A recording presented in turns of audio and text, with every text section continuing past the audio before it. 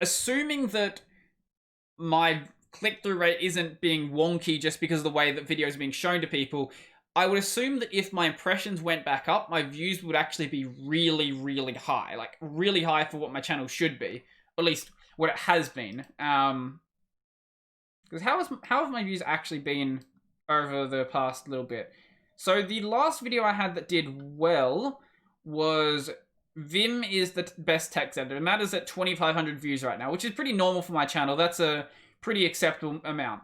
Now, none of my videos are doing so badly that they're, you know, I don't know, being way, way under my general views. They're sort of like sitting averagely in the middle. They're usually sitting like in the dead center of my my general analytics, which is the part that's weird. So it's because I'm getting the lower impressions, it's making it less likely for a video to break out, if that makes sense. So a breakout is basically, if you know how YouTube, or how, it's not just on YouTube actually, it's how typically views end up dispersing normally. We'll find something, so, what's a good one that'll work? This one? That'll work, maybe? If we go analytics.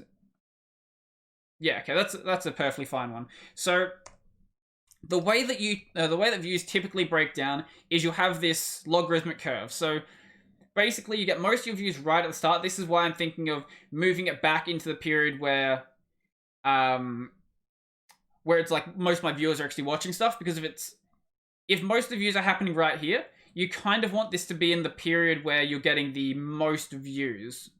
So because I'm putting this at the later, or the later edge of my view curve, that's very possible that's actually affecting what the views are. But as you can see, as the day goes on, we get this logarithmic curve that ends up appearing. This is pretty consistent on every channel.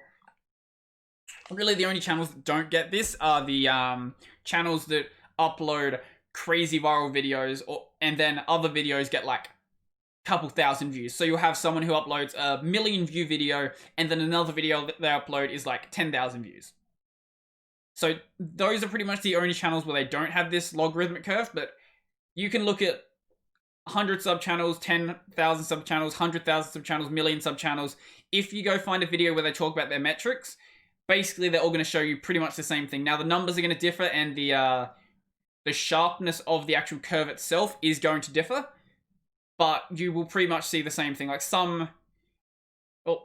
most of them typically will hit most of their views within the first day, and at least half of them will happen in like the first 6 to 12 hours.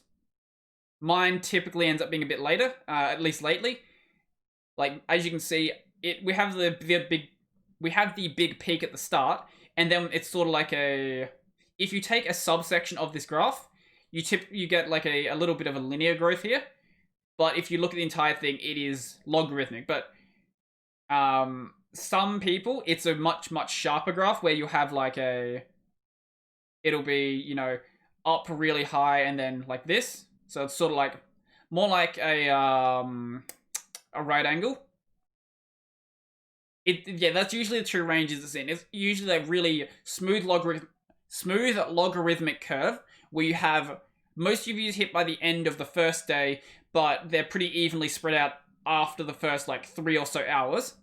Or you have the really, really sharp like right turn where they'll get like a big spike at the start, but then for whatever reason it doesn't get picked up outside of their like regular viewers, which is weird when that happens. I think that's more of an anomaly than the way that trending is supposed to work. If you get that really hard angle, it's supposed to push you out into bigger groups. But sometimes there can be weird videos where they've got a lot of appeal in like a couple of spheres outside, but then once you hit the next one, it just dies. That can happen from time to time. It's not likely, and if your general trend looks like that, it's a little bit weird for a channel. Usually, if that's going to happen, it'll usually happen across maybe 1 or so videos. At least from my research. Once again, this is from my personal experience and from the research that I've seen out there. So I could be wrong on some things. This is the thing with YouTube. Because it's all behind closed doors, a lot of it is sort of... it's sort of like how you do black box hacking, where... Not black hat hacking, black box hacking. Very different thing. Black hat is like, you know, hacking for being evil.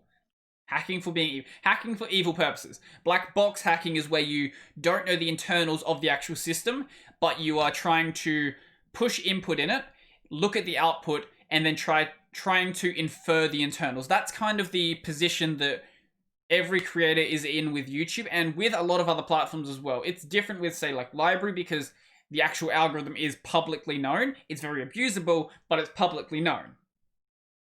YouTube, it's sort of like experiment with it until it works, find something that works, and then hopefully that keeps working. And that's how I've been going so far. I put a bit less effort into it back in the past. But I've been trying to, you know, take it a bit more seriously recently. I've talked about Devin Nash in the past. Really recommend his stuff. He does mainly focus on streamer stuff, but most of the stuff that he says ends up being... Oh, he also talks about general video making, because he does think that making videos is a good way to actually get yourself into a position where you actually can make good streams. Because if you can't hold someone's interest for 15 minutes, there's no way that you're going to be able to do that for an hour, 2 hours, so on and so forth. Yeah. So making regular content, making video on demand content is a good way to get yourself used to that, and structuring your streams in a way that you actually can, you know, pull that content out is a way to actually make it so even if you are like a streamer who does 8 to 10 hours a day, which is stupid time, I don't know why anyone does that much, but if you are someone who's like that, and you structure your streams in a way that there are segments that you can pull out to actually make into separate videos, you end up making it much easier for yourself, or you make it much easier for yourself, you make good content for people, and you also make video on demand content. So you hit 3 points with just one little bit of actually planning. Yeah.